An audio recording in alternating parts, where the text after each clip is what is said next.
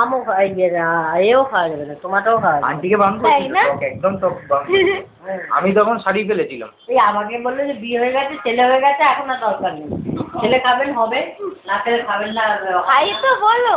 High মা কিছু বলো।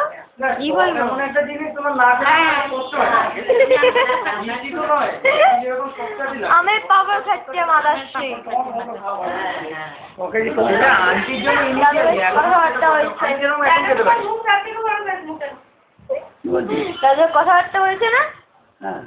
হ্যাঁ ভিডিও করছো, জামার কোথায় ছবি তুলতে যায় মুখের বদলে